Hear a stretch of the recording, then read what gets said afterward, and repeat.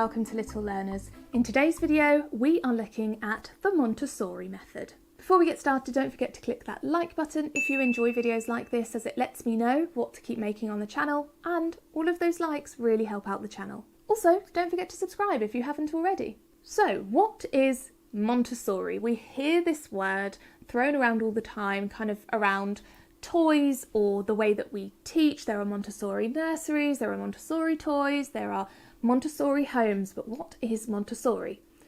Well, it's actually a who. Maria Montessori was an Italian doctor and educator. She was actually the first woman to graduate from University of Rome as a doctor of medicine.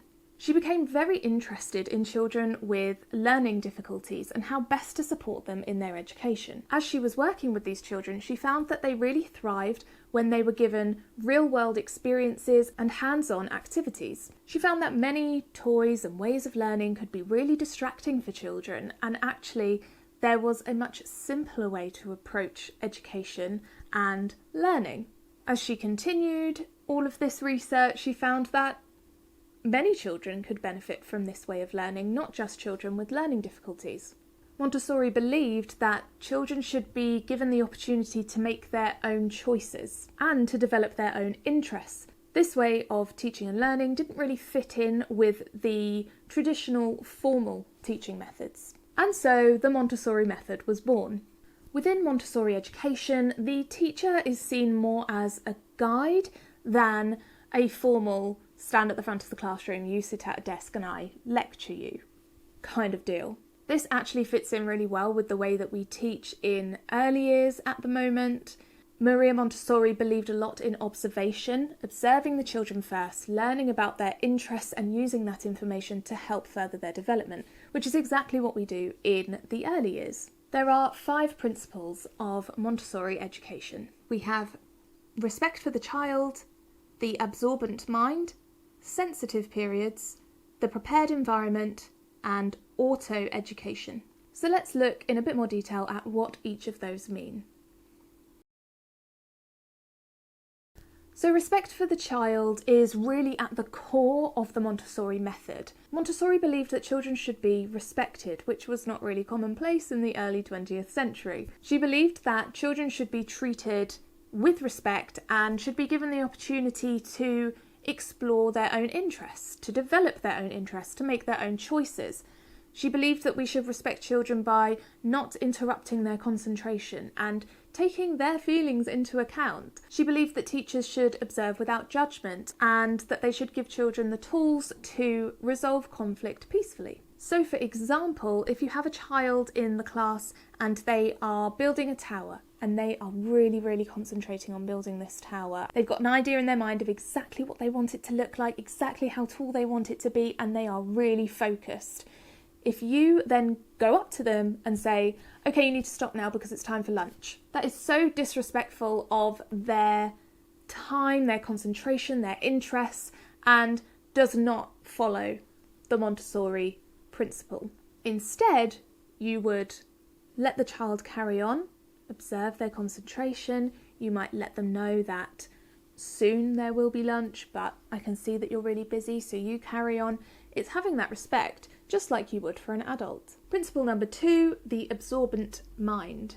Montessori believed that just by living, children are learning. They are absorbing so much information. She believed that children are thinking beings who use their senses to explore the world, to understand the world, and that this is the way that children learn best, by having experiences and being left to explore.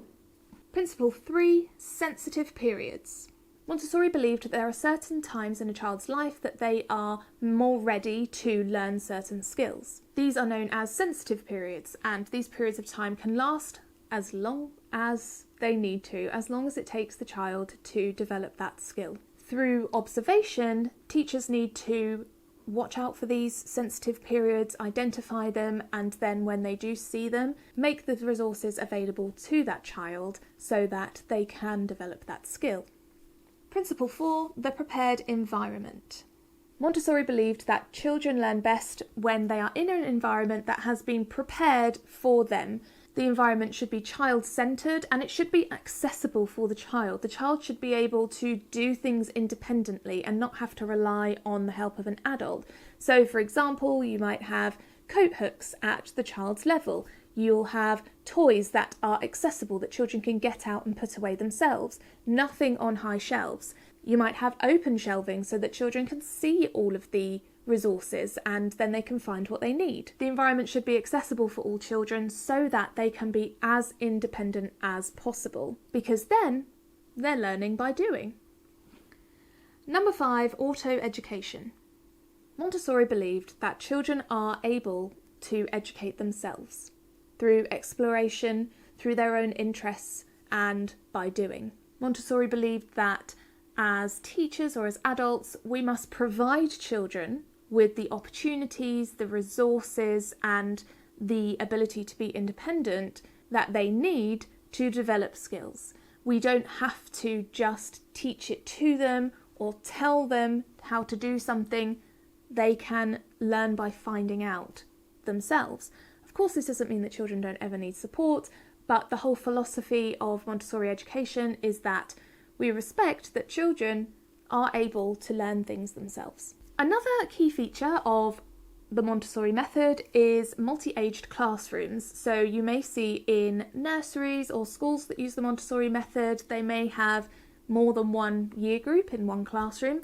The idea behind this is that children can learn from each other. So the younger children can learn skills from the older children, and the older children can teach the younger children, which gives them the skill of teaching, helping someone else, passing on their own knowledge, and then giving them confidence. This also encourages children to be cooperative and to develop their social skills. Now, one thing that I think a lot of people think of when they think Montessori is toys, and how Montessori toys are all made of wood, and there is no plastic ever, and that they don't have any colour. Now, I understand where this has kind of come from. The idea of Montessori toys is that they shouldn't be distracting. So you won't see one with batteries that has lots of lights, makes lots of sounds. You'll see everything is very stripped back. Things are usually made of wood because this is more sustainable. It will last a long time. We don't see lots of bright colours because those can be distracting. And the idea with Montessori toys is that you want to give children the best opportunity to learn, and so taking away these distractions can help them to do that. I will be having a video reviewing some Montessori toys up soon, so make sure you look out for that. Montessori also believed that children didn't need toys for everything or didn't have to pretend all the time. So if a child wanted to pretend that they were sweeping the floor, they would use a broom to sweep the floor.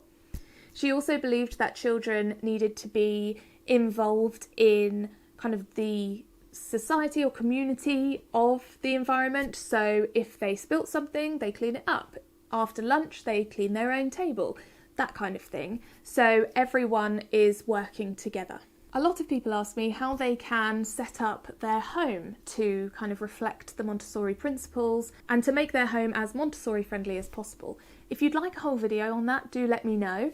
I would say the first things that you need to think about are, is your home accessible to your child? Do you have lots of high shelving that your child can't access? Are all their toys and resources accessible? Can they access their own bowls and cutlery? Can they help with getting things ready in the morning?